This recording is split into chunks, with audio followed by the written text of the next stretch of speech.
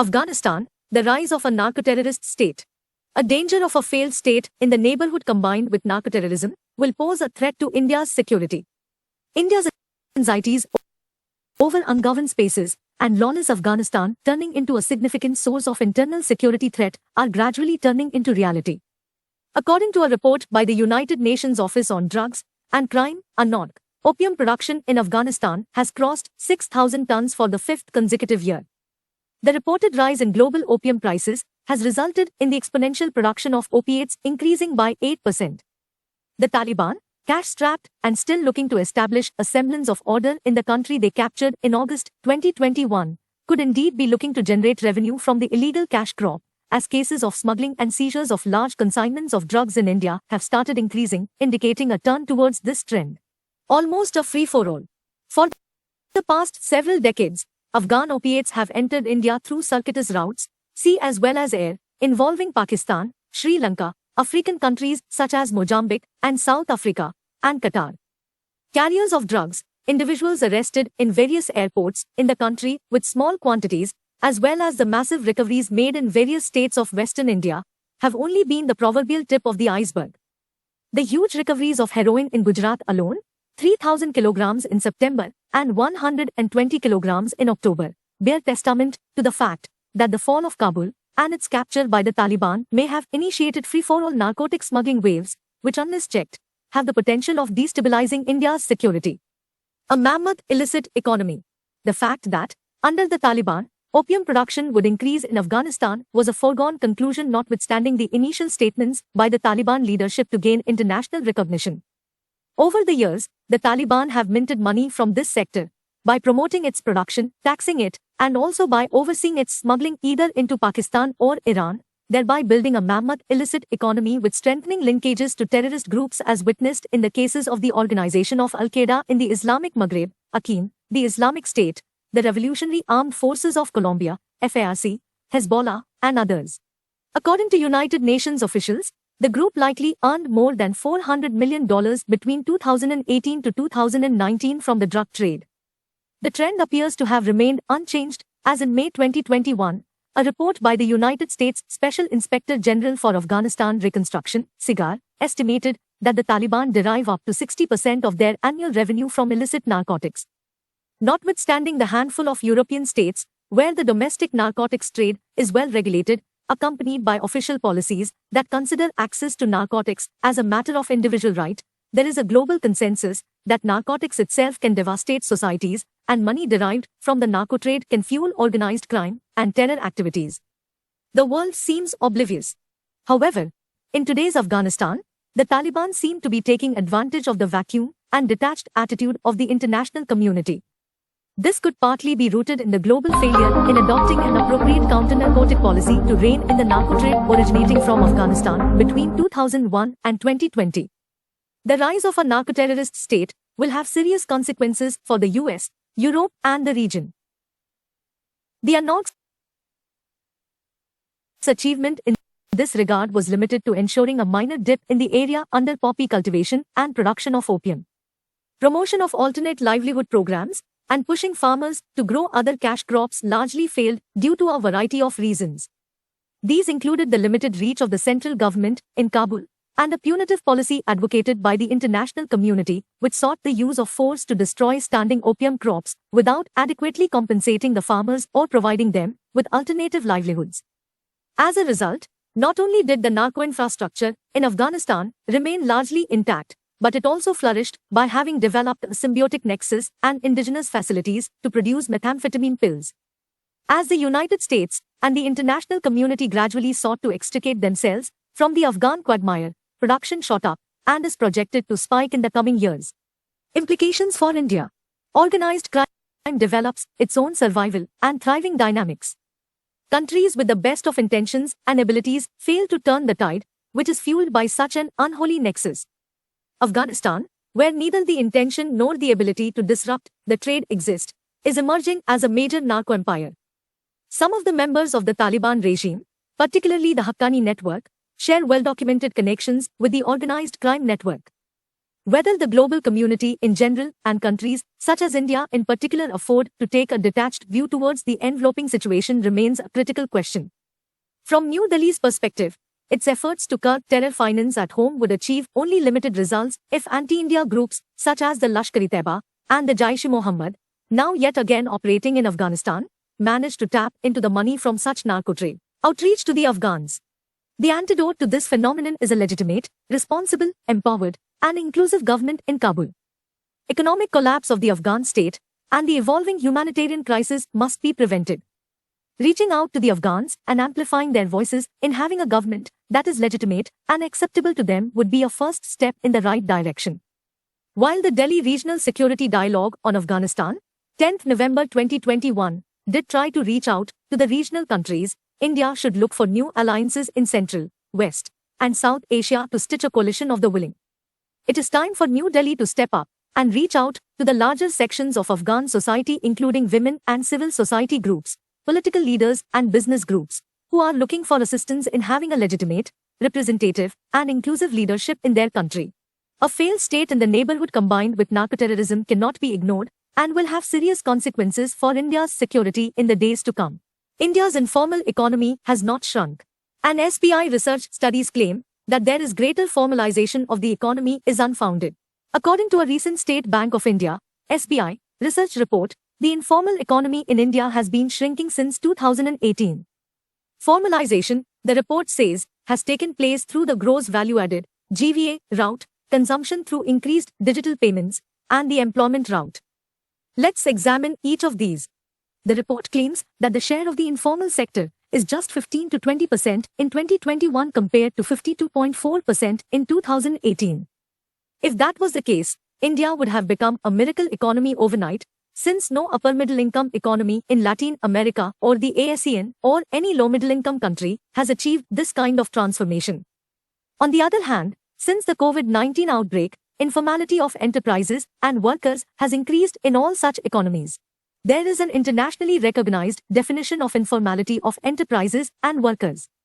In the 15th International Conference of Labor Statisticians, 1993, of the International Labour Organization, household enterprises not constituted as separate legal entities independently of the households or household members that own them, and for which no complete accounts are available, are categorized as informal enterprises.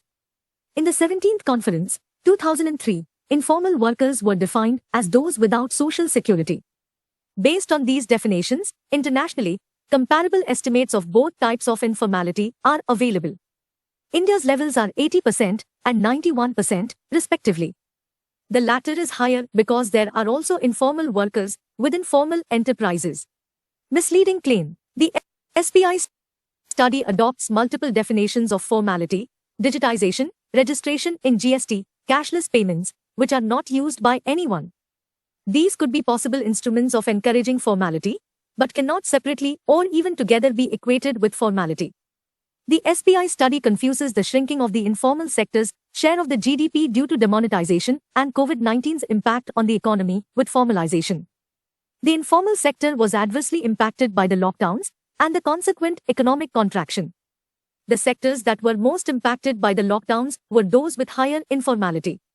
Even formal sector activities, which are considered informal, outsourcing and contractual activities, were curtailed heavily during the lockdowns. The decline in informal activities might be the cause of the fall in share of the informal sector of the GVA. To term this as formalization is misleading at best and cruel at worst. We don't know if this GVA fall is temporary or permanent. It has clearly led to a fall in employment, especially in the non-farm sector, while the share of agricultural workers in total employment rose sharply between 2018 to 2019 and 2019 to 2020, NSO's periodic labor force survey. Agriculture is almost entirely informal for enterprises as well as workers. Catastrophically, for already informal workers, the absolute number of workers in agriculture rose from 200 to 232 million between 2018 to 2019 and 2019 to 2020. This was a reversal of the trend of structural transformation in employment underway since 2004 to 2005, shown by the first-ever absolute fall in workers in agriculture from 2012 to 2019. Registration on eShram. Another reason that the SBI claims that informality declined is the number of workers registered in the new eShram portal. Since the portal's launch, over 9.9 crore unorganized workers have registered themselves. However, registration means documentation, not formalization of workers. Workers who are formal receive social security benefits. Giving such benefits is not the objective of the portal. The objective is to develop a national database of unorganized workers. After registration on the portal, the workers receive a card with a 12-digit unique number, which is good. The government has announced linking accident insurance with eShram registration. At present, there is no credible database for India's unorganized workers.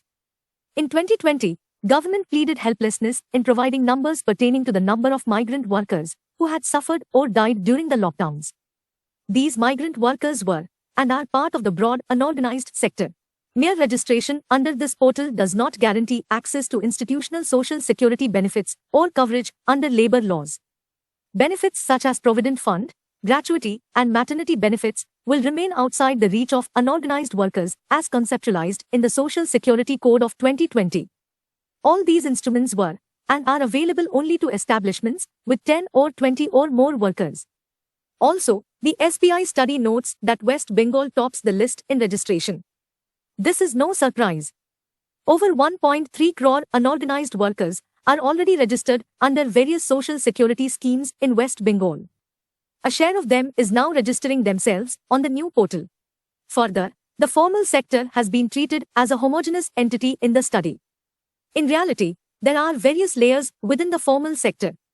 Not all workers engaged in the formal sector are formal.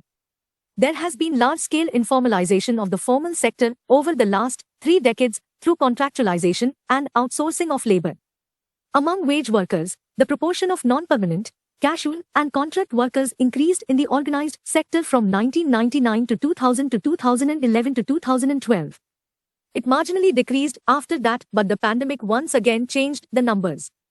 Thus, a significant portion of the output attributed to the formal sector is actually produced by an informal workforce within the formal sector. A blurred distinction. The systematic dismantling of employer-employee relations in the labor market blurs the distinction between formal and informal. The entire edifice of the formal sector is based on informal workers. There are layers of intermediaries between the employers and the workers to create a disconnect between them. Such a disconnect is deliberate rather than organic. For example, the majority of the output in construction is attributed to the formal sector. But most workers in the construction sector are informal. They don't have access to social security benefits or protective labor laws. They remain informal throughout their lives, even though their contribution is attributed to the formal sector. Thus, contrary to what has been asserted in the research, the formal sector's contribution has been overestimated and the informal sector's contribution has been underestimated. 84% of Indian non-farm establishments are informal by their own account. Some might get registered under miscellaneous laws, but that does not imply that they have become formal. Registration under the Factories Act or Employees Provident Fund or state insurance means that these organizations are formal as the organization needs 10 or 20 employees to be registered under these laws. But mere registration under other acts like local municipal acts or tax laws does not indicate formalization. Thus, the SBI's claim that significant formalization has occurred in India is unfounded. Controlling the crypto genie. Cryptocurrencies cannot be controlled unless all nations work together, which is unfortunately a remote possibility. Elon Musk may be the real crypto piper, for cryptocurrencies dance to his tunes. Crypto prices shot up when Tesla announced that it has invested $1.5 billion in Bitcoin, and when Mr. Musk said that Tesla would accept Bitcoin as payment for its electric cars. They slumped when he reversed that decision and tweeted that Bitcoin prices seem high. Nature of cryptocurrencies. What is the true nature of such highly volatile cryptocurrencies? New York University professor Naril Robini considers Bitcoin a pseudo-asset that is pumped by massive manipulation. Whether the crypto hype is a bubble is still a matter of speculation. While cryptoassets or cryptocurrencies are being embraced by many, they are under fire mostly by the officialdom in many parts of the world, primarily because the transaction process using cryptocurrencies is so secure that only a money transfer can be seen and nothing can be known about the sender and the recipient. These decentralized assets, with no central bank controlling them, may therefore be used for Hawala, which is a trust-based system of transferring money quickly in a parallel arrangement, avoiding the traditional banking system and escaping the due tax. Anonymity and privacy are the underlying characteristics as well as the potential danger of cryptocurrencies. There have been money laundering charges using cryptocurrencies. Shadows of cryptocurrencies loom in the supply of money for terrorist activities. Cryptos have become the preferred payment system for hackers in ransomware attacks. And so, the bid to put the genie back in the bottle was inevitable. But how is that possible, and to what extent? At one extreme we have China, which has almost banned cryptocurrencies and introduced its own centrally regulated digital currency called digital renminbi. At the other extreme we have El Salvador, which is the first country to use Bitcoin as legal tender. While many parts of the world are planning to clip the wings of cryptocurrencies, El Salvador is planning to build the world's first Bitcoin city, funded initially by Bitcoin-backed bonds. The idea may be to harness the cryptocurrency to fuel investment in the country. The International Monetary Fund, however, recently said that Bitcoin should not be used as legal tender in El Salvador and urged the country to strengthen the regulation and supervision of its newly established payment ecosystem. The standpoints of the UK, the US, and most countries of the European Union seem to be in between. Many countries try to regulate it to some extent and also tax Bitcoin gains in their own ways under the scanner. In India, cryptocurrencies were under the scanner for some time.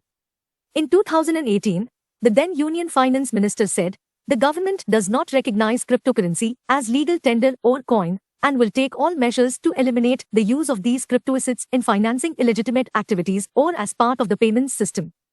A high-level government committee recommended a ban on all cryptocurrencies except those issued by the state. Then, in 2020, the Supreme Court revoked the curb on cryptocurrency trade imposed by the Reserve Bank of India, RBI.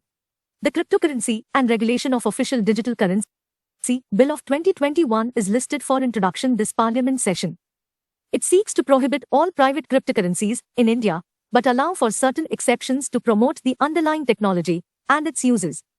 It also aims to create a facilitative framework for the creation of the official digital currency to be issued by the RBI. Of course, the digital currency of a central bank may not look like a real substitute for a decentralized cryptocurrency to many users. A few weeks ago, there was speculation whether strong regulations would be imposed and income from crypto taxed in India. There was also speculation about a blanket ban, which led to a slump in the prices of major cryptocurrencies. It is not clear what kind of regulation is going to be imposed finally. A regulated market will certainly keep illegal activities under control to some extent.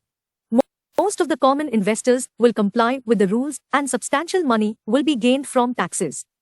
But is it at all possible to completely stop Hawala, drug or terror funding by crypto with such regulations? Recently, Prime Minister Narendra Modi said cryptocurrencies must not fall into the wrong hands and spoil our youth and urged all democratic nations to come together and ensure that things like these do not happen.